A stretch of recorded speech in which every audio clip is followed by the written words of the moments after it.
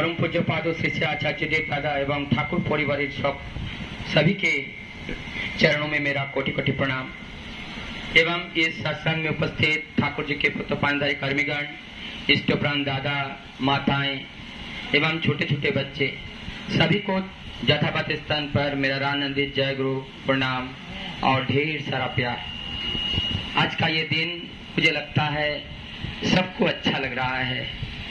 प्रभु का नाम श्रवण करना, उनके कीर्तन का श्रवण करना, उनका ये सारी लीला का ये स्मरण करना, ये हम सब लोगों को जो जीवन है वो पावन बना देते हैं, वो भागवतीय बना देते हैं और वो जीवन में आनंद भर देते हैं। इसके पीछे थोड़ा सा पीछे जाऊं कि आज ये सुंदर भव्य दिव्य जो अनुष्ठान का आयोजन जिन लोगों ने किया है, मैं उन लोगों को और उनके साथ साथ ये जो रामपुर, खड़गपुर और आसपास के सभी गुरु भाइयों के सहयोग से इतना सुंदर कार्यक्रम आज यहाँ पे हो रहा है और हमारे ढाका चाट से और अनेकों गांधीनगर से और अनेकों जगह से जो गुरु भाई लोग आए हुए हैं और उन लोगों को आने से जो इस सत्संग का शोभा और बड़ा है, तो मैं उन लोगों के भी मंगल प्रार्थना परम दयाल के चरण में करता हूँ। आज का जो विषय वस्तु रखा गया दया की बात, तो दया तो मुझे लगता है दया का जब दो शब्द से बना है, द और या पे डंडा। जब दया को हम उल्टा कर देते हैं तो क्या होता है? याद। द या पे डंडा बना दया। जब दया को हम उल्टा लिखते हैं तो क्या होते हैं? याद। यानी याद का अंग्रेजी होते हैं रिमेम्बर, माने याद करना। हम हमारे बांग्ला में कहते हैं स्मृति, स्मृति, चेतना, ताकि मनन करा। तो अगर हम उनको चिंतन करते हैं, उनको हम उनकी स्मृति में डूबे रहते हैं, उनके दिए हुए निर्देश को जीवन में हम पालन करते हैं, तो उनकी दया सदा ही हमारे ऊपर वर्षित होती है। हम उन्हीं की दया से माता को पाया, पिता को पाया। कितने लोग तो गर्भ में ही मृत्युवरण करते हैं, लेकिन प्रभु की दया से हम जीवंत रहे, पृथ्वी पे आए, माँ को पाए और सभी ये सब भक्त जन को हमने पाए।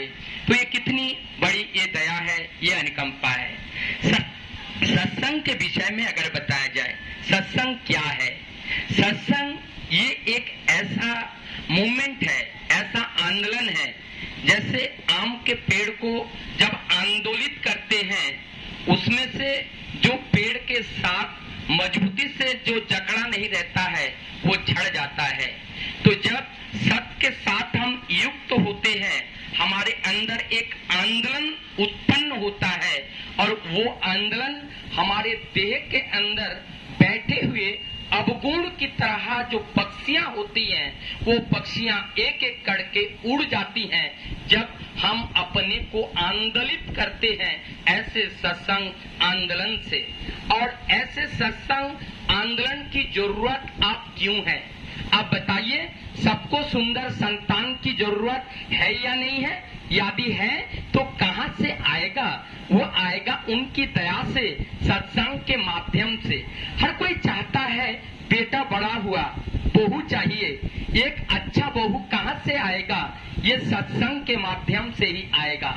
एक अच्छा लड़का चाहिए, बेटी बड़ा हुआ है, वो कहाँ से आएगा? आएगा ऐसे सत्संग के माध्यम से ही आएगा। तो आज अगर हम लोग घर बैठे रहे, ऐसे सत्संग आंदोलन में हम भाग न ले, ऐसा परिवेश में ऐसा दैवीय भाव का सृजन ना करे, तो कहाँ से आएगा ऐसा दैवीय संतान? कहाँ से आएगा ऐसे दैवीय एक नारी? और हम कहते हैं हमें अच्छे बहू नहीं मिल रही है, हमें अच्छा बेटा नहीं मिल रहा है, दामाद नहीं मिल रहा है। कहाँ से आएगा? आसमान से उड़ उड़ करके तो नहीं आएगा, वो आएगा ऐसे समाज से आएगा, ऐसे परिवेश से आएगा। तो क्या बदलना पड़ेगा? सबसे पहले हमें अपने को बदलना पड़ेगा। और जब हम अपने को बदलेंगे तो हम परिवार को बदलेंगे, और परिवार बदलेगा तो परिवेश बदलेगा, और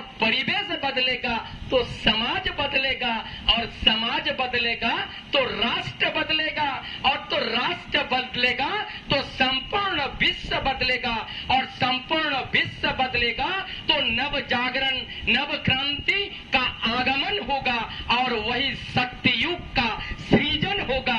यही करने के लिए परम दयाल इस धरा पर आए हैं। उनकी इस बात को हम सबको समझना होगा कि उनकी ये दया वर्षन करना चाहते हैं, लेकिन कहाँ करें। हम उनके पास दौड़ के तो आए, उनके पास आना पड़ेगा। समय संक्षेप है, मैं एक छोटा सा घटना बोल के समाप्त किया और जाऊंगा। घटना है, भक्त क्या करते हैं, भगवान भक्त का बोझा अपने सिर पर लेकर ढोते हैं। वो कैसे, एक उदाहरण से समझेंगे। हम कोई भक्त अगर भूखे रहे तो भगवान का कष्ट होता है, वो भी भूखे रहते हैं, वो भी अन्न जल ग्रहण नहीं करते हैं। ऐसा ही एक घटना हुआ एक दिन का। ठाकुर जी बैठे हुए हैं पार्लर में, बैठे नहीं उस टाइम, सब कुछ भजन कीर्तन जो भी है हो गया। ठाकुर जी अपने शयन कक्ष में चले गए और वहां पर दुर्गानाथ संगलदा वहां पे बैठे हुए हैं। रात के 1 बज रहा है। 1 बजे दुर्गानाथ संगलदा को ठाकुर जी कह रहे हैं कि दुर्गानाथ का आप कुछ लेकर के किशोरीदा को दे के आ सकते हो। ठाकुर जी ने कहा, उन्होंने कहा कि हाँ आपने जो भी बोले तो हमें पारबो ना क्या। यही बता के वो दौड़ पड़े और निकल पड़े। और ये एक सिस्टम था किशोरीदा के घर में, पहले कीर्तन होता था, कभी कभी कीर्तन 11 बजे 12 बजे 1 बजे तक, उसके बाद सब अपने अपने घर जाता था। कीर्तन हो गया, सब लोग अपने अपने घर गए और वहां पे जैसे दुर्गानाथ संगलदा पहुंचे, एक व्यक्ति मिले, उनको अपने साथ लेकर के स्टीमर घाट, जहाँ पे नदी के पास, नदी के तट पर, वहां पे गए कुछ खरीदने के लिए। वहां पे कुछ मिला नहीं, क्या मिला, चूड़ा मिला और परवल मिला। चूड़ा और परवल वहां से खरीद के ले आए और ला करके वो किशोरीदा के घर वापस आए। दरवाजा खटखटाया, किशोरीदा विश्राम कर रहे थे। किशोरीदा दौड़ के आए, आकर के देखा रात के 11 बजे दुर्गानाथ के हाथ में वो परवल और चूड़ा है। उन्होंने कहा क्या हुआ, यार ठाकुर जी ने भेजे हैं आपके लिए। तो वो उसको लिए, दोनों आंखों से आंसू टपक रहा है और कह रहे हैं ये परमपिता की क्या दया है। आज किसी भी कारणवश आज हमारे परिवार, सभी बच्चे बूढ़े जितने भी लोग हैं, सभी आज अनाहार में वो सोए हुए हैं। छोटे बच्चे थे, सो नहीं रहते, लेकिन उनको भी सुलाया गया पानी पिला के कि आज का दिन व्रत कह के, कुछ कह के, आज कुछ हम लोग को खाने के लिए नहीं मिला। तो ये कहकर आधा चूड़ा और आधा परमल उसको लेकर के अंदर घर पे भेज दिए। बच्चे लोगों को जगाया गया, उन लोगों खा रहे और इधर किशोरीदा और दुर्गानाथ मिलकर के उस प्रसाद को ले रहे हैं। इसी बीच में अनंत महाराज दा उपस्थित, हाथ में रसगुल्ला का एक थैली लेके कह रहे हैं दुर्गानाथ आप जो है ये किशोरीदा को सूखा सूखा ये चूड़ा खिला रहे हो, ये कैसे खाया जाएगा। लो रसगुल्ला लाया हूँ। रसगुल्ला लाया, रसगुल्ला का आधा बांट किया, आधा घर के अंदर, आधा वहां पे रख दिया। करने लगे, सबने अपने भोजन कर लिया। आप दुर्गानाथ कहते हैं तो हम लोग चलते हैं आश्रम की ओर। अनंत महाराज दा चल पड़े, आगे आगे निकल पड़े, दुर्गानाथ दा पीछे पीछे, और पलक झपकते ही अनंत महाराज दा गायब।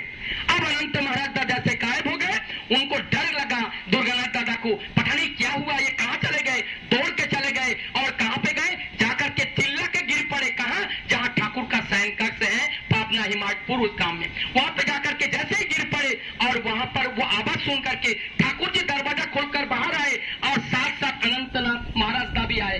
किशोरीदा ने देखा कि वो अनंत महाराज तो पीछे पीछे आ रहा है, तो वो रसगुल्ला लेके कौन गया था, वो रसगुल्ला लेके स्वयं भगवान, स्वयं ठाकुर जी गए थे। क्योंकि भक्त का वो केवल चूड़ा और परवल वो खा नहीं पा रहे थे, तो स्वयं भगवान अपने अन्न रूप में, अन्न भक्त के रूप में वहां जाकर के दर्शन दिए। उनकी लीला अपरंपार है, उनकी दया हर समय बरसती रहती है। प्रभु कभी भी उनको अगर हम ठीक से पकड़े, हमारे जीवन में कष्ट आए, कभी चाहता है पिता कि संतान को कष्ट हो, वो कष्ट देना नहीं चाहते हैं, पहले हम उनके एक अच्छे संतान तो बने। सबकी मंगल प्रार्थना मैं परम दयाल के चरण में करता हुआ इस बात को यही विराम देता हूँ। जय गुरु, वंदे पुरुषोत्तम।